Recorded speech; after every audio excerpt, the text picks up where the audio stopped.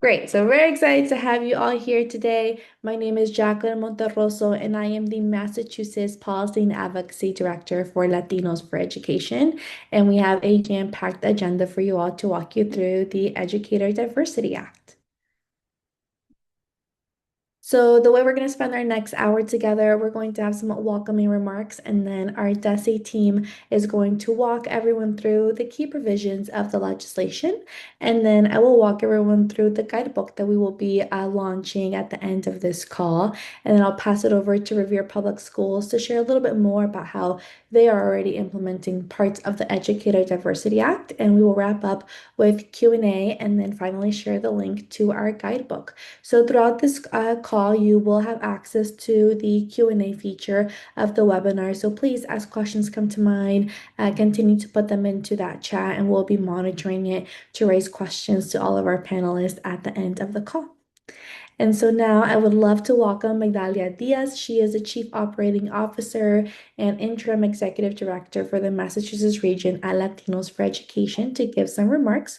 So I'm going to stop sharing and I'm going to pin you, Meg, and then perfect, you can get started. Great. Good afternoon, everyone. Thank you for joining us and for the work you do every day for our students, educators, and communities across Massachusetts. On behalf of Latinos for Education, I want to welcome all of you as we come together to focus on what it takes to implement the Educator Diversity Act in practice. As many of you are aware, we are a national organization with our roots firmly planted right here in Massachusetts, working to transform education so that every child can thrive in a rapidly changing world. We bring together Latino families, educators, and leaders to shape education policy and practice, and to ensure that all students are preparing for the future they are stepping into. Because the reality is, we are living through a moment of profound change. Our education system was designed for a different era, but today's students are growing up in a world shaped by disruptive forces like artificial intelligence, demographic shifts, and increasing civic complexity. And here in Massachusetts, we see that change clearly. Students of color now make up more than 40 to 45% of public school enrollment statewide. And in urban districts like Boston, that number exceeds 85%. Latino students alone represent nearly a quarter of all students in the Commonwealth, and they are the fastest growing student population in our classrooms. And yet our educator workforce has not kept pace. This gap is not about representation, or not just about representation. It's about whether students feel seen, supported, and prepared for what comes next. The data shows us that when students see themselves reflected in their educators, student academic performance soars, as do the opportunities that follow. This is why this moment matters. At Latinos for Education, we focus on how change actually happens. We do that through two connected strategies. First, we work with our communities and partners to build a shared vision for the future of education and turn that vision into action through policy and public engagement. Second, we invest in preparing educators to lead in this moment and to help transform teaching and learning. Together, these strategies build both the demand for change and the leadership to make that change real. And that brings us to why we're here today. The Educator Diversity Act is a major step forward for Massachusetts. It reflects years of advocacy and collaboration and creates a framework to strengthen the educator workforce across the state. As always, we want to give our sincerest gratitude to our partners in the Educator Diversity Act Coalition, our legislative sponsors, Representative Alice Peisch and Senator Jason Lewis, and our partners at DESE for ensuring this bill became law. And we know that the goal of the Educator Diversity Act is not a silver bullet, but an initial and overdue step towards closing the gap. For this reason, Latinos for Education and our coalition members are committed to being a partner in this work alongside DESE and districts. Because passing the law is only the beginning. The real work is in its implementation. It is in how this shows up in districts, schools, and classrooms. And we understand that to implement this act with fidelity, districts will require additional resources, guidance, and funding. We are looking at how we can support districts through tools like this guide, shared learning, and continued advocacy for the resources needed to do this well. And the feedback we receive from districts will help shape the way we partner with you as this work progresses. Because our goal is not just understanding the law. It is ensuring that it leads to meaningful impact for educators and students across the Commonwealth. Today is about helping to make that real. It is about building shared understanding and beginning to translate this policy into practice. We are so grateful to be in partnership with all of you. To begin building on this shared understanding, I want to welcome our DESE partners to walk us through the major provisions of this legislation. Thomas Zurich is a Director of Strategic Initiatives at the department, and Claire Abbott is DESE's Director of Educator Effectiveness.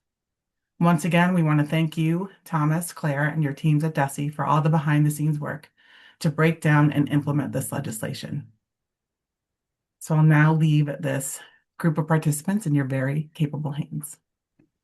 Thank you, Meg. And then Claire and Thomas, I'm managing the deck, so just let me know when you want me to click or if there's any links embedded throughout that you want me to open up. Great. Well, first and foremost, thank you so much for inviting us here to share with you all and let you know where DESE is at in supporting districts in the implementation of the Educator Diversity Act. As Jackie said, my name is Thomas Sorich, but I'm also joined by my colleague Claire Abbott, and we'll be passing it back and forth throughout the presentation so we can give various updates. So, okay, Jackie, on to the next slide.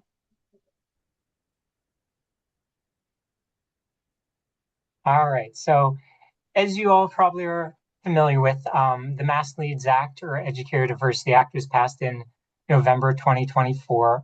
And within the Educator Diversity Act, there were 3 priority areas to help advance a diverse and effective workforce. So Claire and I have split up these areas in terms of our updates today. She'll be providing updates on educator preparation and licensure and the various provisions within that. I'll be providing updates on K-12 schools and districts, and then I'll be handing it back to Claire. Next slide, please, Jackie. With that said, Claire. All right. Thank you, Thomas. I'm going to start us off with an overview of DESE's work to advance the Diversity Act provisions related to educator preparation and licensure. So first up, and probably the most advanced of the 3 major initiatives in this bucket, is the development of alternative assessments to licensure. So in an effort to identify different and more expansive ways for teacher candidates to demonstrate their knowledge, the department started piloting alternative assessments to the communications and literacy MTEL and the subject matter knowledge MTELs back in 2020. We launched a 5-year pilot of this program, and we commissioned an external researcher to evaluate it relative to teacher effectiveness and student outcomes. So basically, what we wanted to know was, do teachers who take and pass an alternative assessment do as well in the classroom as teachers who take and pass a traditional MTEL? And do these alternatives open up more avenues for historically marginalized individuals to access and complete their licensure requirements? So the answer to both of these questions was yes. The results of the pilot showed us that carefully selected and aligned alternative assessments perform just as well as traditional MTELs. And in May of 2025, the board voted to make these a permanent part of the licensure assessment program in Massachusetts. So now there are currently 30 approved alternative assessments in operation that cover both communications and literacy and the subject matter knowledge tests. And we anticipate adding even more over the next year as the pilot is officially over. Next slide, please. So the next educator licensure shift embedded within the Diversity Act was the creation of alternative pathways to licensure, which would allow an educator candidate to waive up to 1 MTEL if they meet certain eligibility requirements. Again, the goal here is really to expand access to the profession by providing alternative ways to demonstrate required knowledge and skills. So over the past year, the department has sought input on this new pathway from hundreds of individuals, including teachers and administrators, ed prep faculty, parents and community members, and also researchers and policymakers. And we collected all of this input, and we developed 2 potential pathways to licensure that would meet the requirements of the law. One pathway would allow someone to waive the communications and literacy MTEL, and another could allow them to submit a portfolio in lieu of a subject matter knowledge test. Individuals could only select one of these pathways, not both, depending on their eligibility and or their preference. And so now I'm actually going to go into each in a little bit more detail so we can really unpack what we mean by these two separate pathways. So here you can see the eligibility requirements for the proposed alternative pathway that would allow somebody to waive a communications and literacy skills test.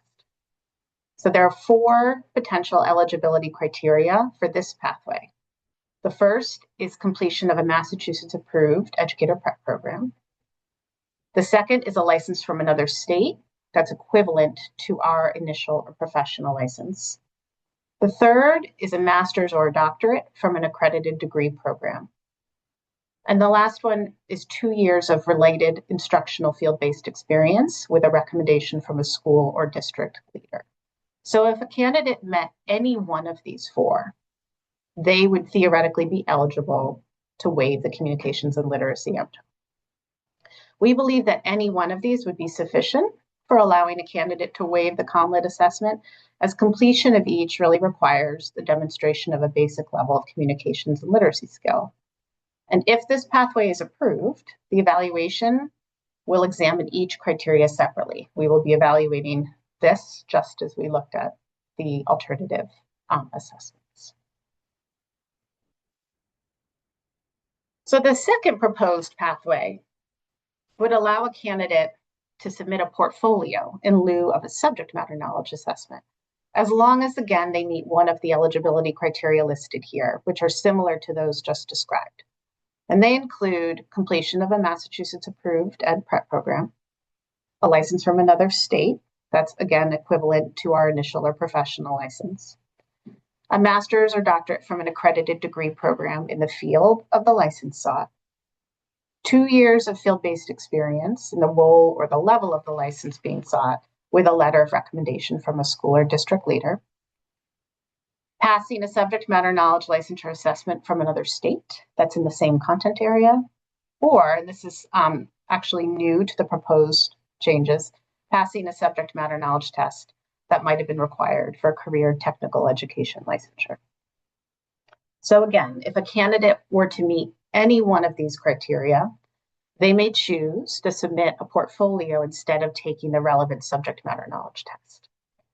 And the portfolio process itself would require candidates to submit evidence demonstrating that they have the same content knowledge that would otherwise be tested through that respective MTEL.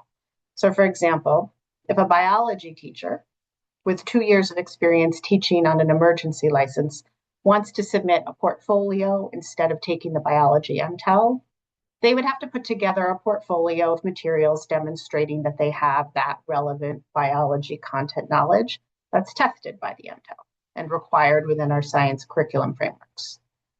So this really ensures that all of candidates, whether they take a subject matter knowledge MTEL or submit a portfolio, can demonstrate the relevant content knowledge required in Massachusetts public schools. So one important note before I move on, due to the state's commitment to ensuring evidence-based literacy instruction, we are excluding the foundations of reading and the reading specialist MTEL from this alternative pathway option.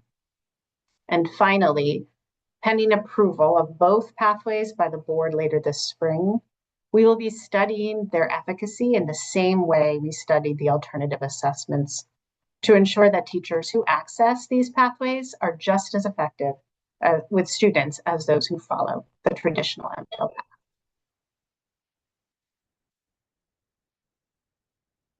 Okay, moving on. Oh, I just lost my slide. Hold on a moment, everybody. There we go. So the last key initiative related to educator preparation and licensure is the development and piloting of registered teacher apprenticeships. So this program has also been under development for over 3 years at this point. So when the legislation went through, we were already poised to launch the first cohort of registered teacher apprenticeships in Massachusetts. So RTAPs, which is what we call them, allow aspiring teachers, most often paraprofessionals, to work full-time in an instructional role while completing their licensure requirements, including coursework, field-based experiences, etc., at little to no cost. The RTAP program in Massachusetts is also explicitly designed to be a grow-your-own mechanism, where districts partner closely with ed prep providers to recruit and support individuals from their local communities to get licensed. So these communities tend to have a wide gap between the racial and ethnic demographics of their students and their teachers. So a program like this works directly to reduce that gap and cultivate a more diverse and inclusive workforce at that local level. So currently there are close to 30 registered teacher apprentices in Massachusetts, the majority of whom are paraprofessionals who identify as people of color, working toward licensure in high needs areas like special education, ESL, and early childhood. And we have competitive fiscal year 27 grants already out that will hopefully expand this program even more. So I am now going to turn it back over to Thomas to share a little bit more about the work underway in our K-12 schools and districts coming from this legislation. Thank you so much, Claire. And as we transition this next part, I want to highlight all the things that are already underway, but there's a lot of things that we're currently seeking feedback from stakeholders with. So some of the things you're going to be hearing for this section will have to do with the engagement we're doing with stakeholders as well. So when it comes to one of the provisions having to do with district DEI officer and diversity teams, one of the provisions of the Act is to appoint a DEI officer or establish a diversity team. Now, we also know that these teams will need support from the department. So DESE's convened an advisory committee composed of individuals representing districts and charter school leadership to gather input on current documents under development or guidance under development, as well as seeking feedback and input on what other resources may be needed. So that'll help us develop the supports needed for districts and either DEI officers or diversity teams as they comply with the requirements of the Act. Next slide, please, Jackie. All right, and specifically with the diversity plans, as you can see in the description, DESE must develop guidelines for the plans to increase diversity and collect the plans. And at this point in time, as part of the Student Opportunity Act, progress reports, which are due April 1st, districts must submit initial plans describing what they're currently doing. So not the plans for the future, but the plans of this is what our district is doing now in relation to diversifying the educator workforce.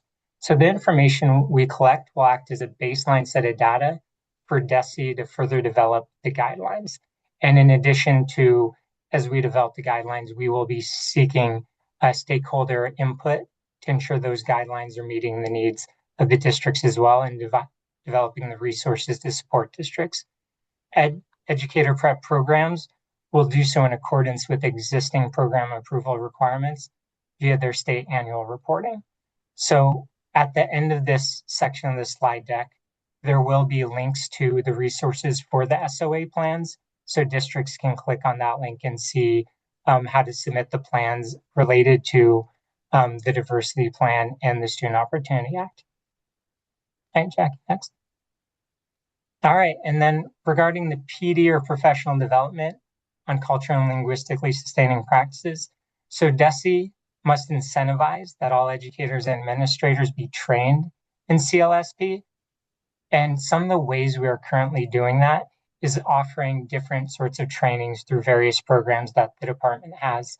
I'm not going to list them all here, but there is a catalog of supports with those current opportunities that will allow districts to be trained in culturally and linguistically sustaining practices. So after this webinar, I invite you all to click on that link, or Jackie, I can send you the link if it doesn't work to provide to everybody. All right, and then when it comes to the provision with the diversity and implicit bias training for district employees, Pursuant to the guidelines established by the Massachusetts Commission Against Discrimination, all employees within 5 years will need to be, or every 5 years, need to be trained or go through training on diversity and implicit bias training. That work is being led by MCAD, and they have notified DESE that they'll inform us of the timeline for completing their guidebook by June, and then school districts will have 5 years to offer that training. All right, so those are my short updates, but the key with that is we are seeking stakeholder feedback throughout this process so we can develop those supports and guidelines to best support districts as they develop their plans. So with that said, passing it over to Claire. Great, thank you, Thomas. All right, just a couple more updates, and these are specific to our data and research work underway. So one of the key requirements in the legislation was the development of a data diversity dashboard. And this has also been under development for several years and available to the public since 2023. It's a terrific report. It provides detailed information on both the educator preparation population and pipeline, as well as the K-12 educator workforce relative to racial and ethnic demographics, MTEL pass rates, educator preparation completion, hiring and retention, and licensure data. When you access this report, you can actually sort all of these categories as well as by district or ed prep organization. And I've linked to the report directly in the slide. So when you receive this, you can play around with it. But there's a lot of information here that allows you to unpack this information about our workforce. Next slide, please. And last but not least, the legislation has asked DESE to provide a series of reports on various topics related to the workforce in general. And here you can see the 4 reports that are currently underway. We've already completed the first, which is a report on the feasibility of no-cost testing for educator candidates, or to put it more simply, what would it cost the state to cover some or all of the MTEL fees taken each year? This report has been submitted to the legislature and should be publicly available very soon. The remaining reports will be submitted later this spring, and they include a report on vacancy rates, evidence-based policies to incentivize hiring and placement of diverse and effective teachers in high-need schools, as well as the impacts of exiting teachers on teacher diversity overall. The Center for the Analysis of Longitudinal Data in Education Research, or CALDR, is conducting these analyses and supporting the preparation of these reports. And I think this is our last slide. Thomas, do you want to send us off? Yeah, so this slide just provides links to both Claire's office and my office and the work that we're doing if you want to learn more as it relates to the work we're doing with the Diversity Act. And then, as I mentioned, the Student Opportunity Act, if you would click on that, then it would send you to the webpage that has resources to support in the submission of district diversity plans. All right, with that said, thank you all so much. Jackie, handing it back to you. Thank you both so much for joining. I'm also trying to keep track of the questions we have that we'll touch base on after. And I know, Thomas, you and Claire do have to hop to something else. So any questions directed to DESE or that we can't answer, we will definitely make sure to just pass over to you all. Okay, perfect. Let me just double check one thing here. Okay, and so now I'm going to transition us all folks to walk a little bit more over this guide that we're going to be sharing with you all. But I also want to just frame and level set one more time because we have a lot of folks joining this webinar that this might be the very first time you're hearing about the Educator Diversity Act. And so just to reiterate the recap and the history of it, it was passed as part of the Mass Leads Act in November of 2024. And this legislation was brought across from a partnership between legislative champions, DESE, and the Educator Diversity Act Coalition that I'm going to dive into a little bit more in a few minutes. And so the seven major provisions, which is what we're calling it, that the DESE team just went through. These provisions were brought about after extensive research on what have been some proven recruitment and retention practices across the Commonwealth and the nation, especially when it comes to efforts of closing that gap between students and educators of color. And so what we're going to do is when we share the webinar recap and the guide via email at the end of this, I'm also going to make sure that you all have links to a few of the white papers that we and our partners have put out that really show where these recommendations came from when the legislation was written. And so ever since it was written, our goal has now been to create legislation awareness, and now we're really moving into implementation support. And so the first stage for our coalition and for Latinos for Education was to really help districts know that this law existed, that it passed. And so the goal with this guide is to take that first step to now start to help districts, superintendents, and higher ed partners really understand what are the intricacies within the legislation. And we're also devising a plan to see how we can provide support for districts while also continuing to advocate for additional resources and funding from the legislature in partnership with DESE. And so I also want to name that for many districts, a lot of the provisions within this legislation would fall to equity leaders or folks in DEI roles, which we want to recognize are on the chopping block for many districts given budget constraints. And that can create a lot of very valid emotions. And that is something that our partners from the Association of School Equity Leaders have really communicated to us, where there might be folks who don't know if they're going to have this position next year, or there are districts that are restructuring, based on changes that are happening federally. And so we want to be here as a thought partner for you all. And so once we launch this guidebook, our goal is to then go on a mini roadshow campaign so that we can continue to share the guidebook and connect, whether it's with districts regionally or one-on-one, bringing us to your school committees to present, or elected officials at the local level are also very aware that this legislation exists, and then possibly also creating communities of practice based on region so that we can really provide that support and in a way where we show that we are partners in this work from the nonprofit sector all the way down into our districts and then across through the agency and the legislature. And so what I am going to do now is share once more.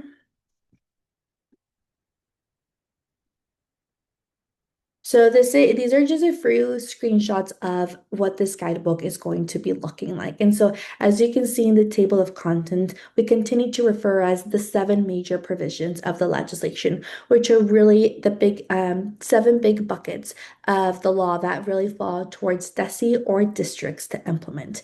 And so when we were writing the guidebook, through the many versions that we went through it, we wanted to make sure that it was digestible, it was easy to understand, and something that felt like a practical first tool in this journey towards implementation. And so we have created basically one-pagers within the guidebook for each of the 7 major provisions, really sharing what it means, who implementation falls to. Is it DESE? Is it school districts? And then where possible, we've also included case studies and snapshots of districts or organizations that have already been doing this work and have yielded successful results. And then each section ends with a next steps. What happens next? Do districts now wait for guidance that DESE is going to be putting out, or things already done? Can districts start to enact certain parts? And then as much as possible, we share additional resources that can continue to inform your learning and plans for implementation.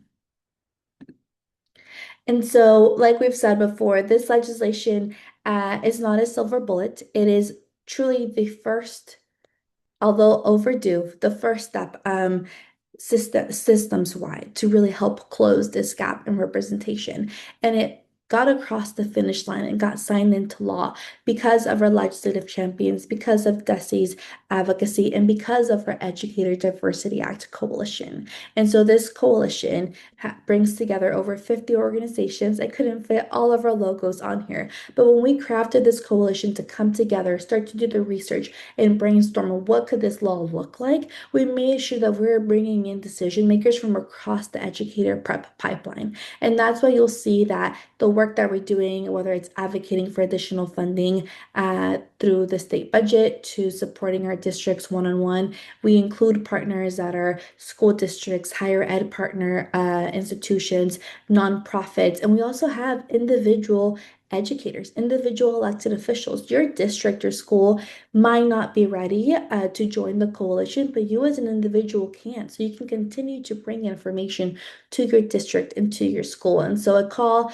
to action I have for all of you is to consider joining our coalition if you haven't yet.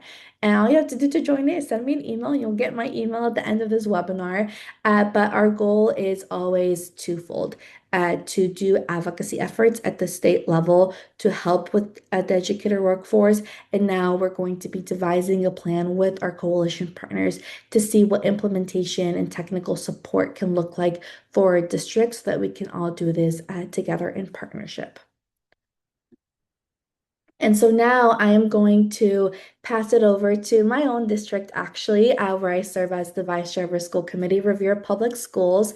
A little biased, but also I've seen the work in action that Dr. Lorenzo Garcia and Jamie Flynn have really brought when it comes to creating an educator council. And so to see that this playing out in our district and then see that what we've been doing is actually what was written into the legislation for other districts to replicate, I think is really special. And so I'm going to pass it to them to walk you all through what this council can look like in your district.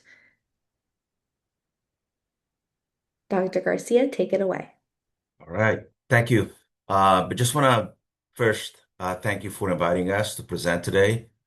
I also would like to thank all the attendees for being here. I think the work that has been done is and what has been advocated for, starting with a presentation that Thomas and Claire did, and also your ideas and vision in terms of the Educator Diversity Act and Student Opportunity Act. These are things that Rivera Public Schools has been working on for quite some time.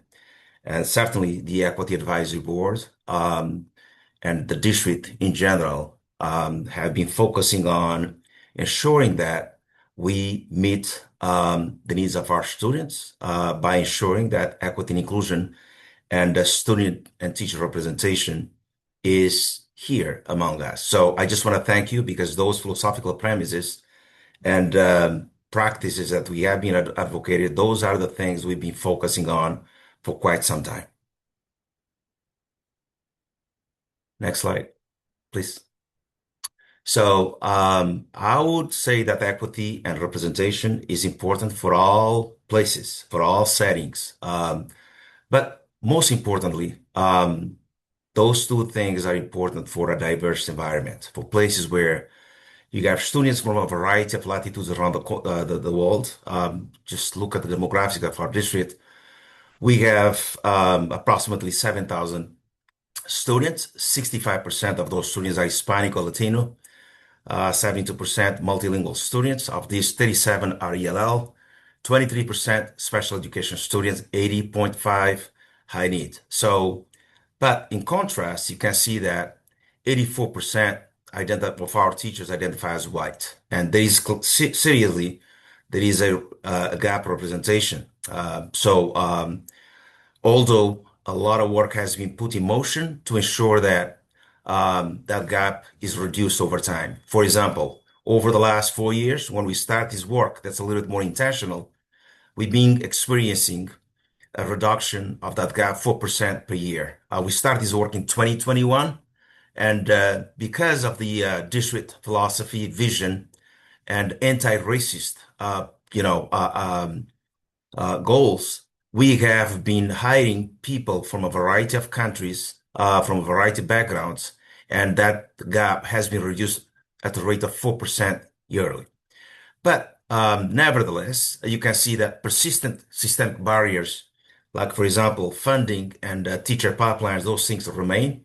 And we also need to continue to invest in changing the mindset and belief systems in our district. Next slide, please. Thank you very much.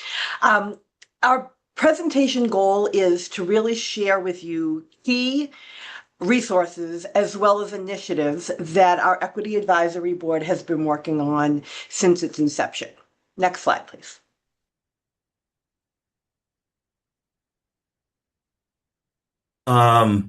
Here we have why equity, inclusion, and representation matter. You can clearly see those are the 4 bullets we put out there, but I would say that a diverse environment requires a deliberate shift in posture, mindset, and practice, embracing transformative approaches that move beyond traditional paradigms.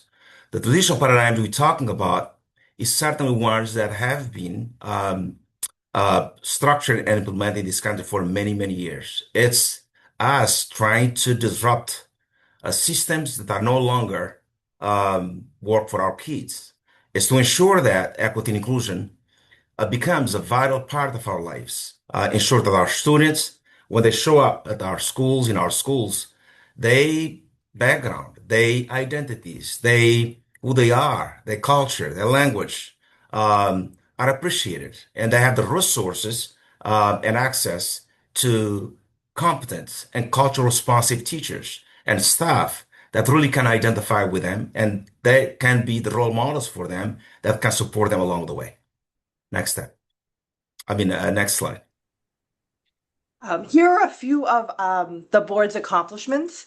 One thing that we've worked very hard with is ensuring that we have alignment across the different departments, both at the school level as well as the district level.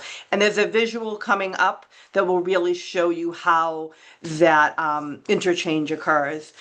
We have expanded our pipelines to increase our diversity throughout our workforce for all of our staff, all of our staffing areas, by searching and acquiring grants such as the Teacher Diversification Grant through the Center for Strategic Initiative, as well as most recently the Transforming Diverse Education Pathways Grant.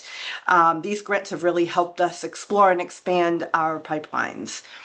We have, the Equity Board has also worked on revising both our staff as well as our student handbooks to ensure that they're more inclusive and that the language throughout the book is the books, I should say, is much more reader-friendly and digestible by all of those using those resources. We have done a number of different data-driven initiatives, such as an equity audit for the whole district. We've taken that and actually done an equity audit 2.0 since our initial audit, which Dr. Garcia will speak about later.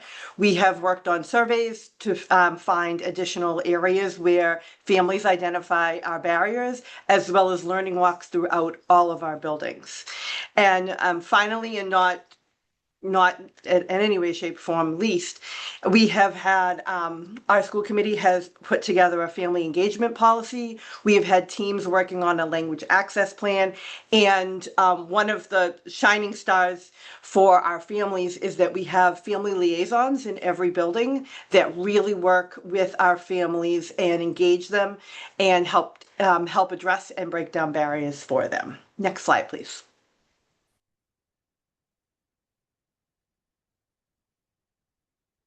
Here I want to talk a little bit about, we've been talking about how important representation equity matters. And we know that, and we have been advocating for it, and the state of Massachusetts certainly has been a lead pioneer in this effort.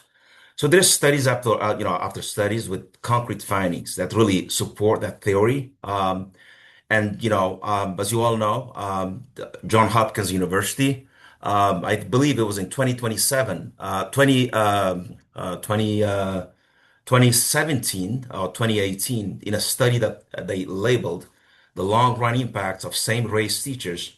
They clearly showed that representation does matter, and that's what we're trying to create in our schools. They basically said that Having one black teacher in elementary school not only makes children more likely to graduate high school, it also makes them significantly more likely to enroll in college.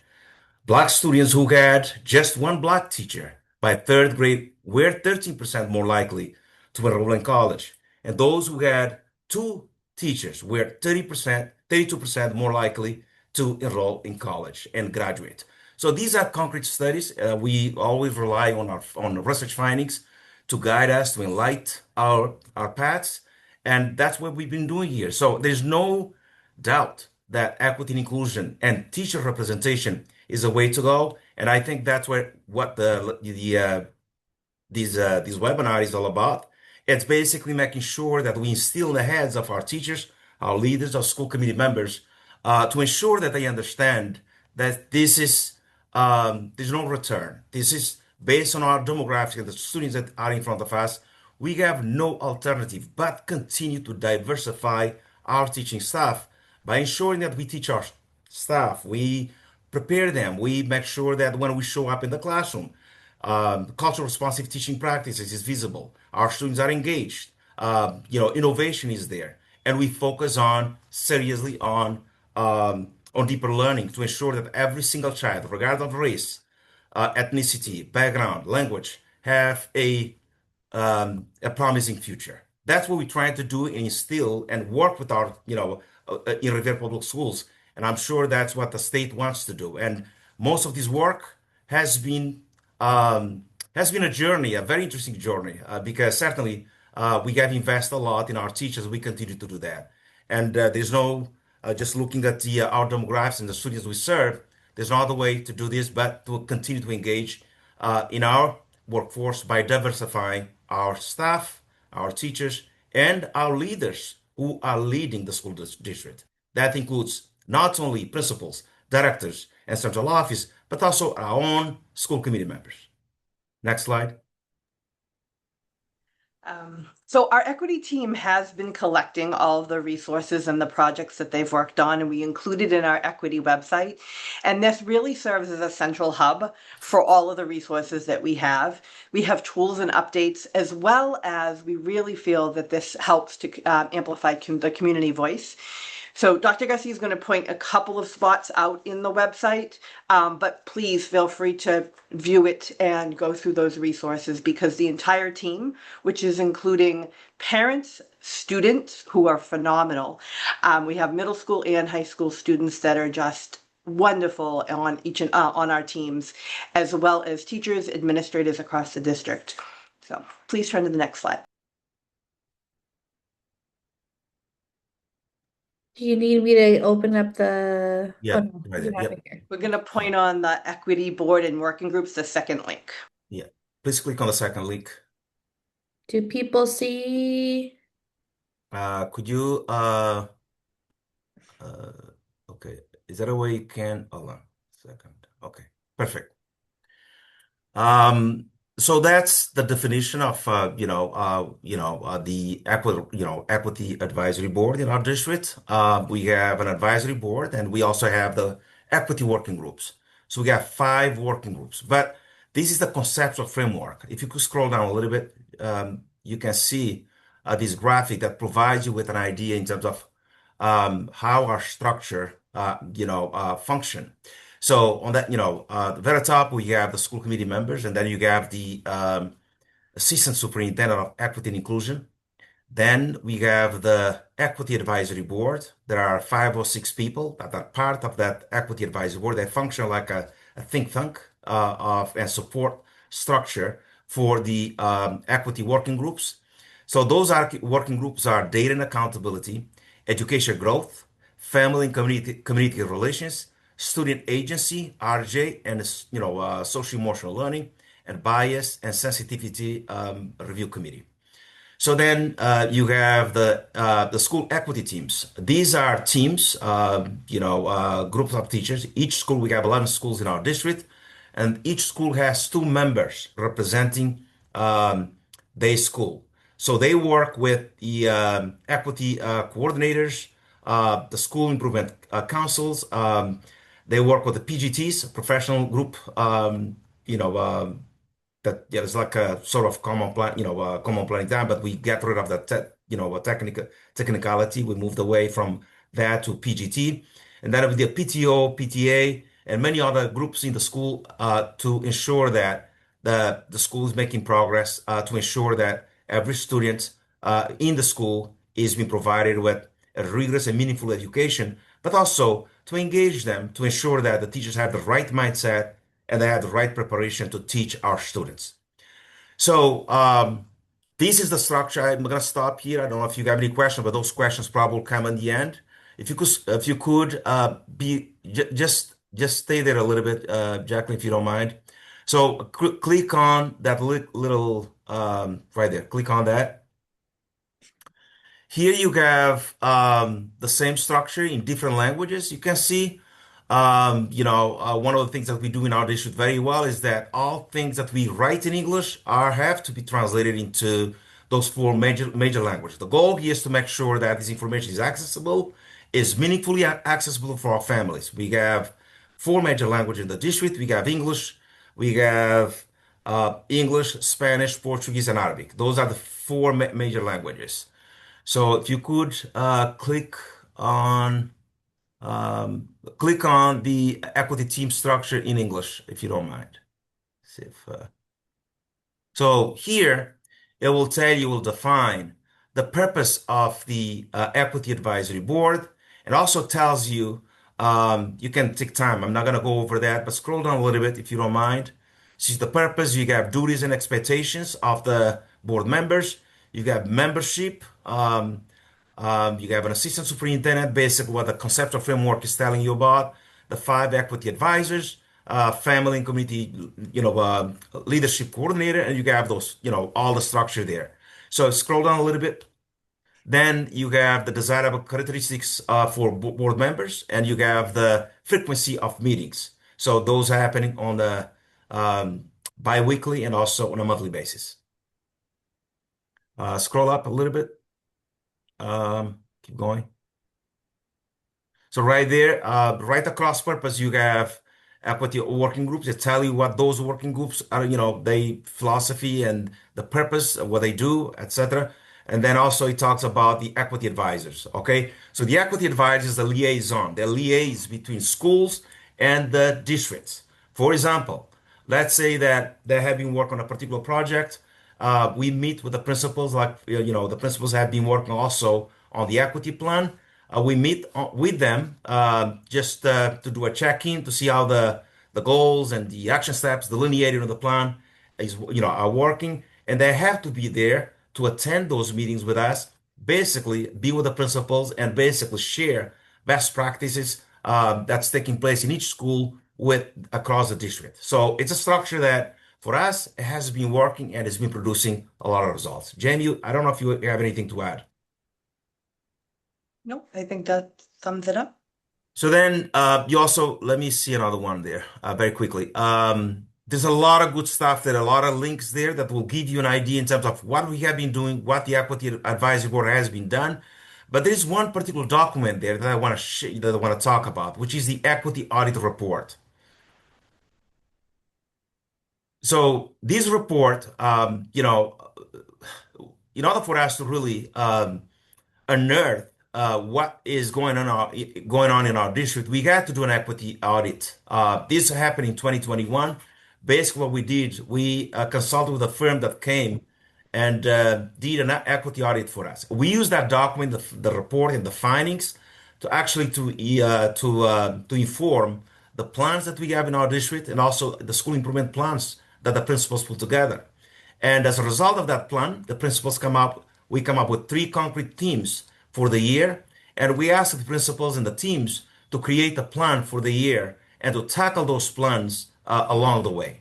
And obviously that has been working for us because it could be something that they saw in terms of chronic absenteeism. Is an issue related, for example, based on the findings, on the equity findings, an issue related to, let's say, parent involvement or engagement in schools, or something related to AMCAS results, that the kids are not making progress. So basically what we do, we meet with the principals, we review the themes, and they create plans, intentional equity plans to tackle those issues. And our equity advisories that are stationed in every single school work with principals to make sure that those plans are a little bit more collectively done. And it's not just the ideas the principals say we're going to tackle on that, but they focus and they work with the principals as a support to make sure that it reflects their voices and their ideas are also incorporated into the plan. And after that, we also do a lot of work around in terms of collecting data, be in the classrooms, making sure that the practices that are taking place in our classrooms are culture responsive based. And we do that. And if you don't mind, just go back, click on the culture responsive teaching right there. So here is, for example, some of the results that came from the equity from the those walkthroughs that we do in the classroom.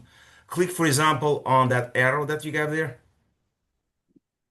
So there you have the walkthroughs that we have in English, Spanish, Portuguese, and Arabic. You click on it, it will tell you more or less the areas we focus on, the results, what we saw as the shortcomings, the areas of strengths, and then the teams convene again and try to address those areas that are that we saw that it's not being well implemented, and also we continue to use those strengths to improve our practice. I just would like to give you an example of a school improvement plan very quickly. If we have it's there somewhere. So it's the fourth, fifth, right there. Okay, yeah, and then from here we'll move to Q&A so we can Right. touch on folks' Yeah. questions. So these are, you can click, so here you have the plans. Just click on one of them. It could be any plan. All right. See, this is an example of a plan. Whalum Elementary School Equity Plan. So you can clearly see, scroll down a little bit. So on the left inside, you have the topic of the theme that the school is focusing on. For example, you have teaching, learning, and leading, right? This is a topic that the Equity Advisory Board has come up with. And then you have safety, belonging, and well-being. And the third topic, scroll down a little bit. Third topic was community engagement. So, and then they delineate the goals for the year, and then they delineated the action steps they're going to use to achieve those goals. So I'll stop here. You can, at your own leisure, when you have time. I know that you're all busy, but take time and try to peruse through those links and learn more about our district. Thank you so much to both of you, Dr. Garcia and Jamie, for just sharing and taking the time. So I'm going to move us to Q&A for everyone. We have a few questions in the chat, but if you haven't put them in and you have thoughts, this is the time to continue to add them in. And so I think around 12:57, I will close Q&A so that we can share with you all the guide and finally launch it live. So we have a direct question for Revere, so we'll touch on those first. So Dr. Garcia and Jamie, we have a question from Pema that says, oh wait, it's not a question, it's a shout out. Thanks. We'll take the shout out, Pema. Thank you. But I did want to ask you both, you show kind of the membership of your council, and we wanted to ask kind of what was the thought behind including certain stakeholders, and what did recruitment look like, especially around engaging educators and something that can feel like this is another thing that I have to add to already an overworked schedule that I have? And how have you engaged student voice as well to be part of this council?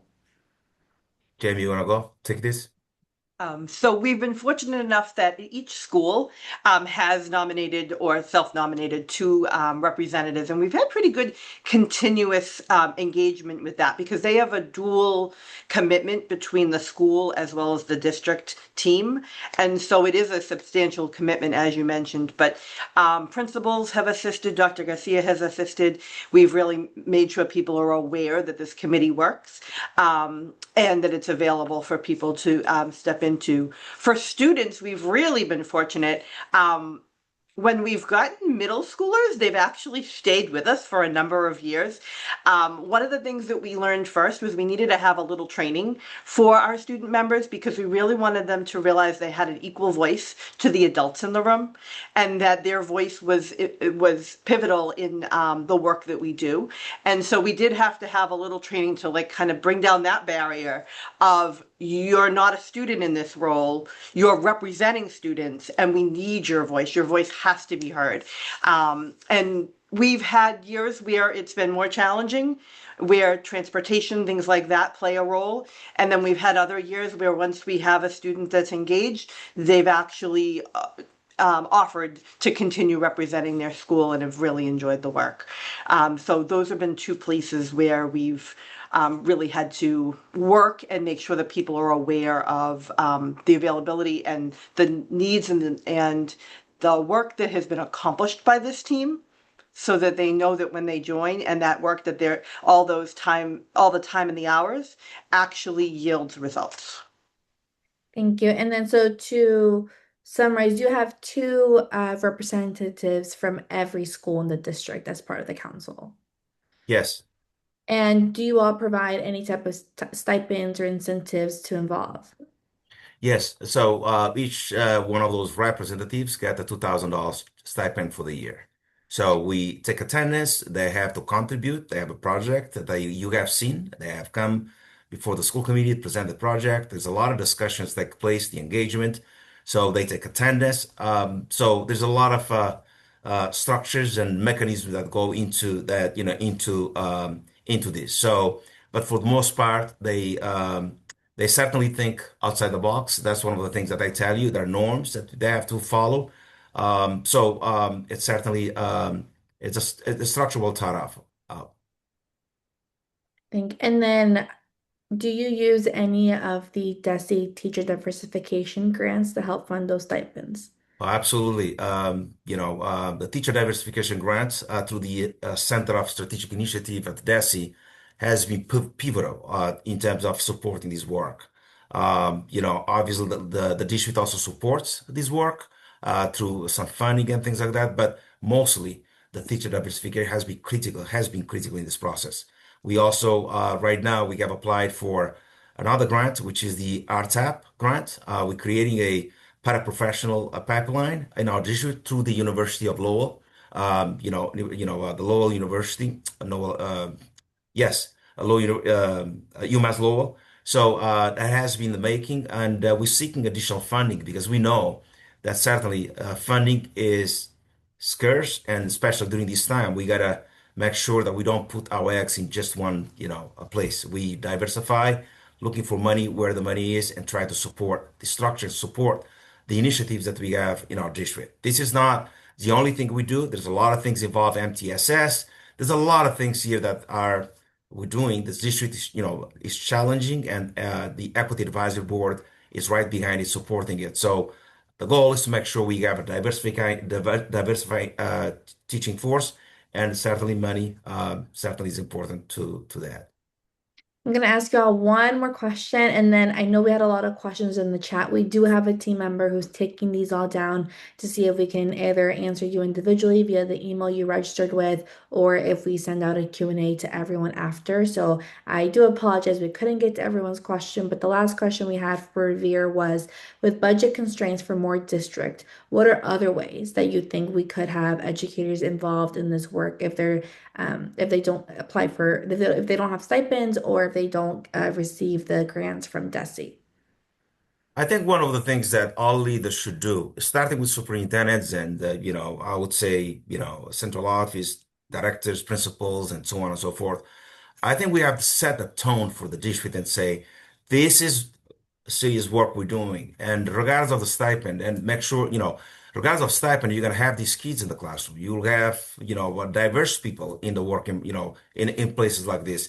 So diversity is a way to go, and try to really work with them to change the mindset that certainly money helps, but everything is not about money. It's basically about the belief system and transformative work that needs to be done. I know sometimes I'm sounding very promising and made very, but it's especially in times like this, where you're talking about budget cuts, that's really affects the teaching morale. There's no doubt about it. But I think that the tone needs to be set, and we need to follow up on those philosophical foundations that we put.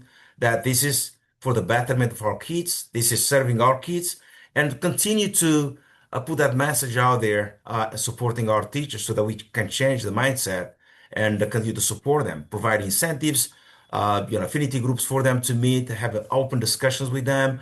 It requires a lot of efforts, and that's what I would say. It's creating a culture. Bringing people in and creating a structure to welcome people. That I think that's the way I would say. But the tone, the mindset, that's all training. All it's part of the training. You have to train people to do that. So it Thank you. certainly is not easy, but I think that's the way to go. Thank you so much, Dr. Garcia and Jamie. And I know that we are getting there at time. So, oh, Cedal on our team is already beating me to it. I want to thank you both. I want to thank our DESE folks who joined us. And so, as folks are trickling out, we are putting in the chat not only the guidebook that is officially live as of now, 1 p.m., but also we have a fact sheet that really summarizes those 7 major provisions of the Educator Diversity Act. So we encourage you all to download them, to have them, and share them with a colleague. We can't work towards implementation with fidelity if we don't have awareness across the Commonwealth of the legislation. With so many changes coming and going from the federal government and from the state level, we understand that it's a lot for our district leaders to take in. So please share with your colleagues, share with your fellow superintendents.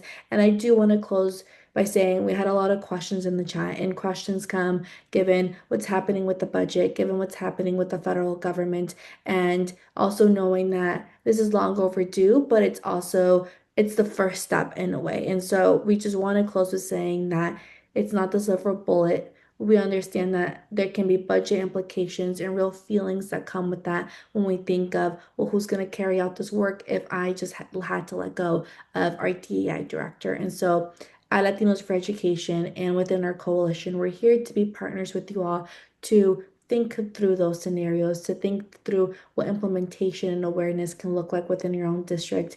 And I'm not going to volunteer our reviewer folks for anything, but I know they're always willing to just be a partner for other districts as well. So we're going to continue this work collectively with you all. This is not the end or the solve all, but it is a step forward to addressing real issues to ensure that we are number one for all students in Massachusetts.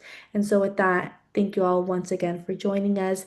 We hope you have a great rest of your day, and you will get my contact information following this webinar so that we can stay in touch. Thank you all.